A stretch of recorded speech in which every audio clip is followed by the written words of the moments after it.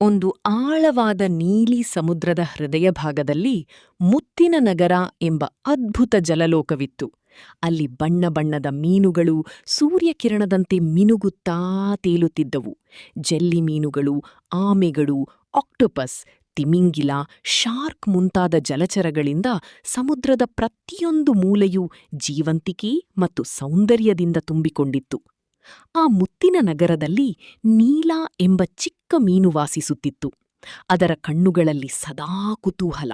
ಹೊಸದೇನಾದರೂ ಕಂಡುಹಿಡಿಯಬೇಕು ಅಥವಾ ಕಲಿಯಬೇಕು ಎಂಬುದು ನೀಲಾ ಮೀನಿನ ಹೃದಯದ ಆಶೆ.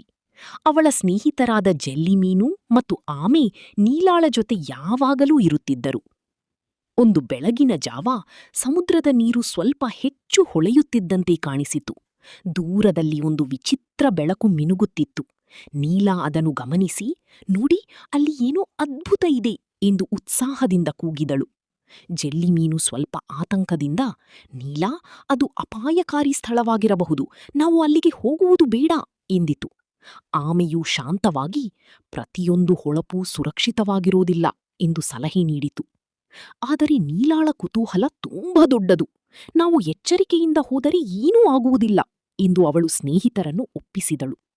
ಮೂವರು ನಿಧಾನವಾಗಿ ಆ ಬೆಳಕಿನ ಕಡೆಗೆ ಪ್ರಯಾಣ ಆರಂಭಿಸಿದರು. ಹತ್ತಿರ ಹೋದಾಗ ಅದು ಒಂದು ಹಳೆಯ ಹಡಗಿನ ಅವಶೇಷವಾಗಿತ್ತು. ಅದರ ಮೇಲೆ ಪಾಚಿ ಬೆಳೆದಿತ್ತು.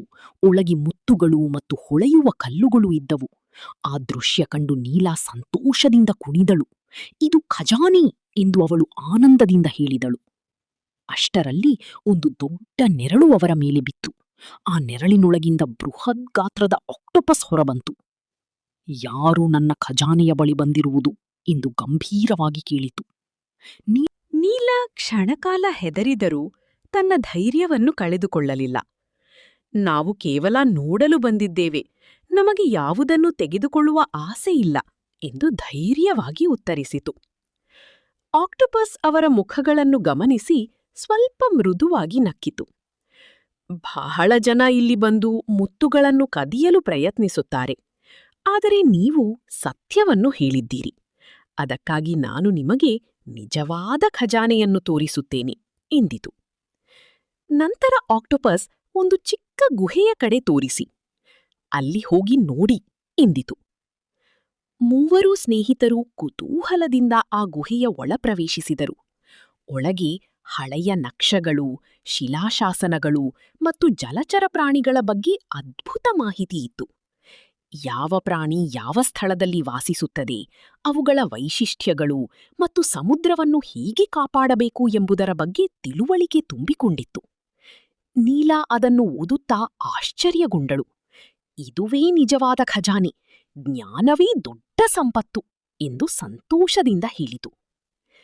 ಮುತ್ತಿನ ನಗರಕ್ಕೆ ಹಿಂತಿರುಗಿದ ಮೇಲೆ ಅವರು ತಮ್ಮ ಅನುಭವವನ್ನು ಎಲ್ಲರೊಂದಿಗೂ ಹಂಚಿಕೊಂಡರು.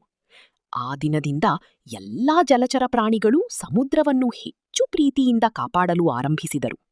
ಕಸದ ಬಗ್ಗೆ ಜಾಗೃತಿ ಮೂಡಿತು ಮತ್ತು ಪ್ರತಿಯೊಬ್ಬರೂ ತಮ್ಮ ಪರಿಸರವನ್ನು ಸುರಕ್ಷಿತವಾಗಿಡಲು ಪ್ರಯತ್ನಿಸಿದರು. ನೀಲಾ ತನ್ನ ಕುತೂಹಲದಿಂದ ದೊಡ್ಡ ಪಾಠವನ್ನು ಕಲಿತಳು. ಹೊಳೆಯುವ ವಸ್ತುಗಳು ಎಲ್ಲವೂ ಖಜಾನೆಯಲ್ಲ. ಕೆಲವೊಮ್ಮೆ ನಿಜವಾದ ಖಜಾನೆ ತಿಳುವಳಿಕೆ, ಸ್ನೇಹ ಮತ್ತು ಸತ್ಯದಲ್ಲಿರುತ್ತದೆ. ನೀತಿ: ಕುತೂಹಲವು ಜ್ಞಾನಕ್ಕೆ ದಾರಿ ತೋರಿಸುತ್ತದೆ, ಆದರೆ ಸತ್ಯ ಮತ್ತು ಧೈರ್ಯ ಅದನ್ನು ಸುಂದರವಾಗಿಸುತ್ತದೆ.